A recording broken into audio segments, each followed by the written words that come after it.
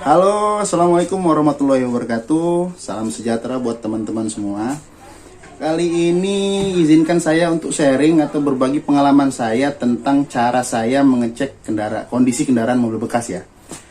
Karena saya biasa untuk beli mobil bekas itu untuk saya beli dan saya jual kembali. Untuk sampel kita coba yang umum aja, yaitu Toyota Calya tahun 2017. Karena Toyota Calya ini yang termasuk paling diminati oleh masyarakat. Dan selain Xenia, Avanza, Calya dan Sigra ya. Semoga informasi ini dapat bermanfaat bagi teman-teman yang ingin mencoba mengecek sendiri membeli mobil bekas tanpa harus ada yang menemani ya, ya. Oke, kita lanjut ke video. Oke, pertama kita cek bagian eksterior depan ya. Bagian depan itu pertama kita lihat dulu, kita perhatikan dari depan itu ada tidak yang mencurigakan dari warna, dari simetrisnya kondisi bodi atau yang lain-lain. Cara mengeceknya setelah kita ngelihat dari bagian depan itu, pertama kita lihat antara fender dan bumpernya. Antara fender dan bumper ini warnanya sama atau tidak, itu kan kelihatan dari sambungannya ya, dari sambungannya. Setelah kita cek dari situ, kita cek lagi garis sambungannya. Garis sambungannya ini rata atau tidak, atau ada yang renggang.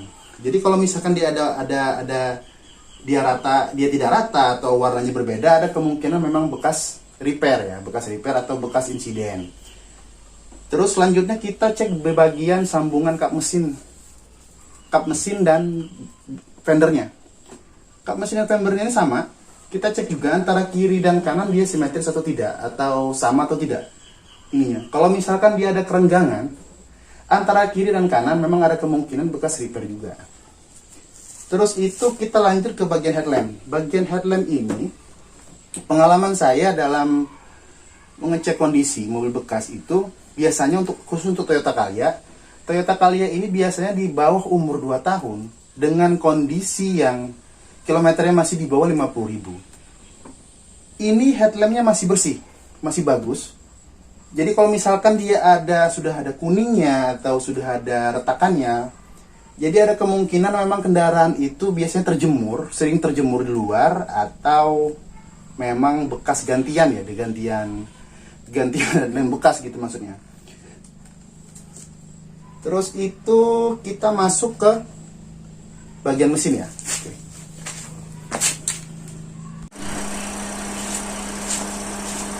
Oke, kita lanjut di bagian dalam mesin ya. Di dalam mesin ini yang perlu kita cek itu rangka-rangkanya. Rangka-rangkanya itu dari apron kiri kanan serta bagian supportnya biasanya. Ini support radiator yang ini. Kalau misalkan dia ada tanda-tanda pembengkokan, itu menandakan bahwasanya dia pernah insiden agak lumayan parah karena dia masuk ke dalam mesin, tabrak mesin, istilahnya dari sini ya. Kita lihat, perhatikan di sini dia rata atau tidak dari sisi-sisi dalamnya juga ya. Kalau misalkan dia ada tanda-tanda tidak rata atau tidak simetris, ada kemungkinan memang dia bekas insiden. Lanjut di bagian apron-apronnya juga, dari dalam itunya ya, dari dudukan-dudukan shocknya, kita perhatikan warnanya juga ya. Warnanya itu antara kiri dan kanan itu ada perbedaan atau tidak, kita lihat ya.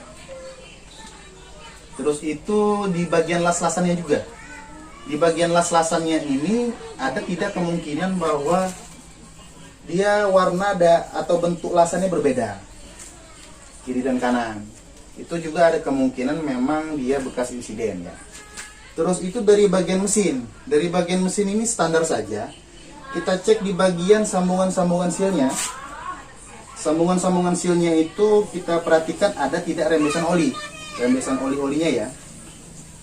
Selanjutnya kita coba lihat dari kondisi olinya. kondisi olinya. Ini kita perhatikan. Oke. Kita perhatikan olinya. Kita lihat dari dipsticknya, ini ada batas bawah dan atas.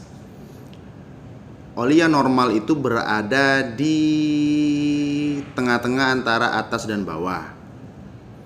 Apabila dia berada di paling atas, itu berarti olinya terlalu penuh. Dan apabila dia di bagian titik rendah, paling bawah, berarti olinya tidak normal, perlu diisi ulang ya. Dan ini sebenarnya kondisi dari olinya. Apabila dia tidak normal, sebenarnya itu olinya itu ada titik hitam di tengah dan di bagian pinggirnya itu memudar. Itu perlu kita perhatikan lebih lanjut ya. Oke, kita lanjut di bagian eksterior, bagian samping ya. Sama, itu kita perhatikan dari sambungan fender dengan pintunya. Lihat dari warnanya sama sambungannya. Kita perhatikan dia ada tidak kerenggangannya, atau ukuran renggangnya antara atas dan bawah itu tidak rata. Jadi kalau misalkan dia tidak rata, memang itu ada kemungkinan bekas repair atau yang lainnya lah ya. Yang pasti harusnya ini antara sambungan atas sampai bawah itu harusnya rata ya. Oke, kita lanjut ke bagian atas. Untuk mengetahui bahwasanya ini mobil pernah terbentur dari atas atau pernah terguling, itu bisa kita lihat dari salah satunya ya, bisa kita lihat dari sambungan karet-karetnya. Ini karet-karetnya masih ori. Kenapa? Karena dia masih keras. Cuma nggak apa-apa, kita cek aja. Nah, ini yang perlu kita perhatikan tuh ini. Kita perhatikan dia tidak rata atau memang ada gelombang. Karena biasanya sambungan ini kan kuat nih. Ini kuat, ini termasuk yang namanya plat yang paling tebal di antara sambungan yang lainnya. Apabila dia tidak normal atau dia tidak rata, itu ada kemungkinan bagian atasnya pernah terbentur. Oke? Kita lanjut di bagian bawah. Bagian bawah ini ya. Bagian bawah. Di bagian bawah ini biasanya catnya cat kasar. Kalau kita perhatikan di sini, dia tidak rata atau bergelombang. Terlihat kalau misalkan kita raba di bagian sini ini tidak rata. Ada yang halus atau ada yang hilang sama sekali. Itu ada kemungkinan memang bekas di repair. Oke? Kita lanjut di bagian belakang ya.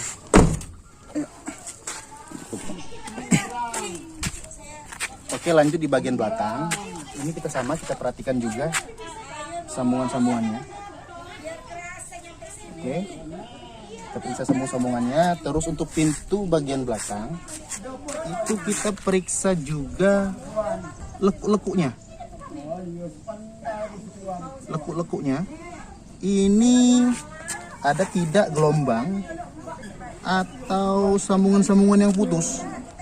Kalau misalkan dia tidak rata gelombang, dia bergelombang dan tidak lurus ya, itu memang ada kemungkinan memang bekas repair.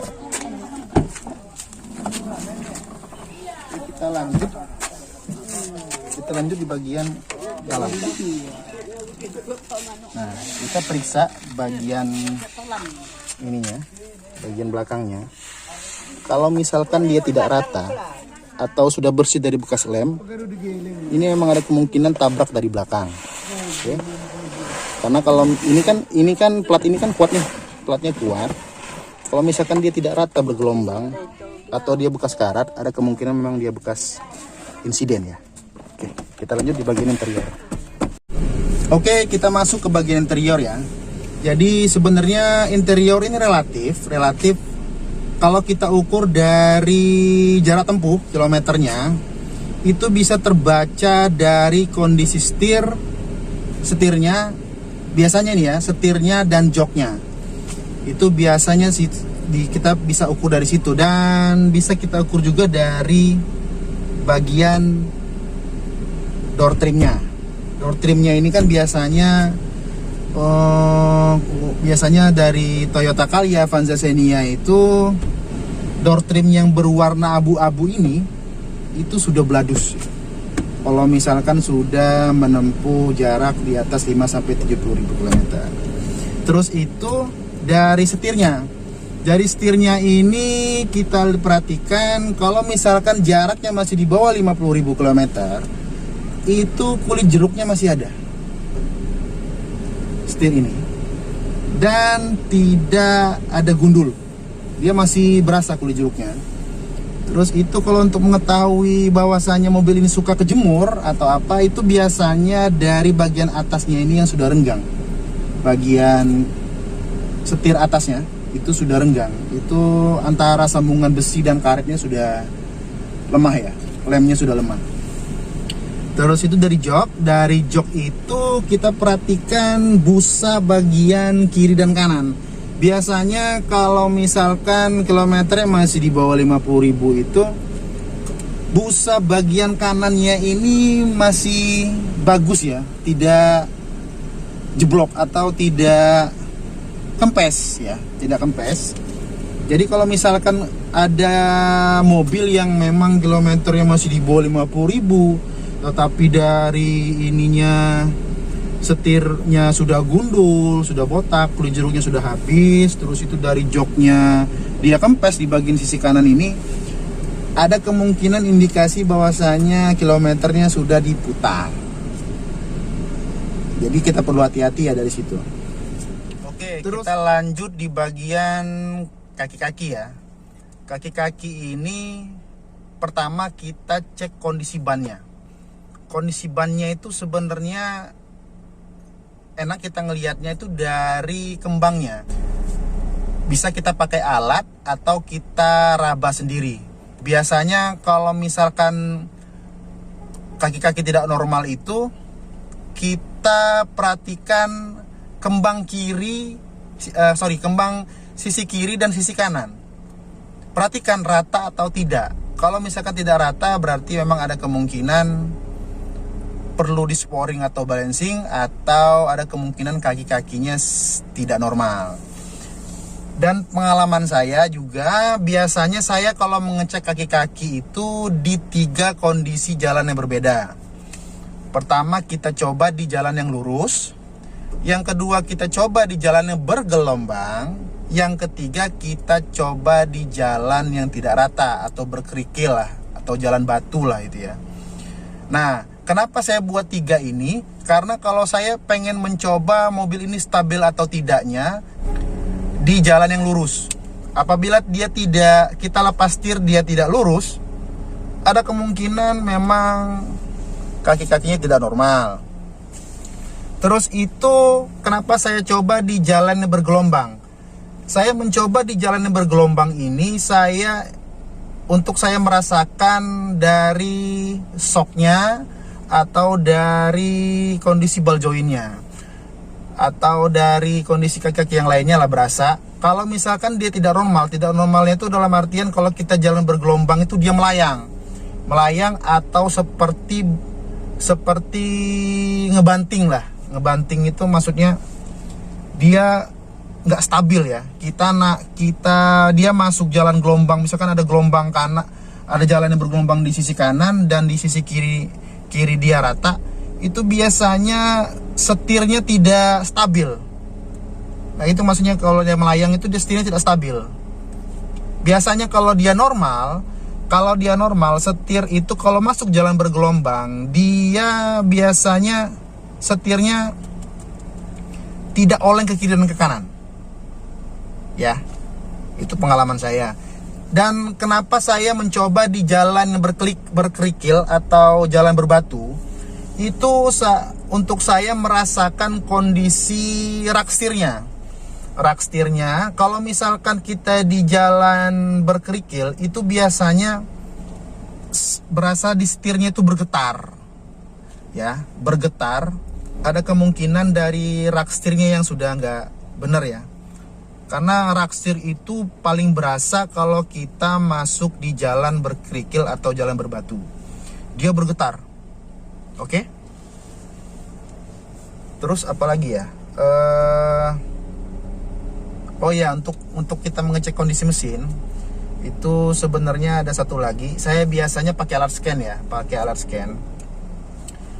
Alat scan-nya itu bisa dari yang mahal atau yang murah, itu sama. Nah, sebenarnya kalau misalkan kerusakannya memang sudah parah, biasanya memang walaupun kita pakai alat yang murah juga pasti terdeteksi.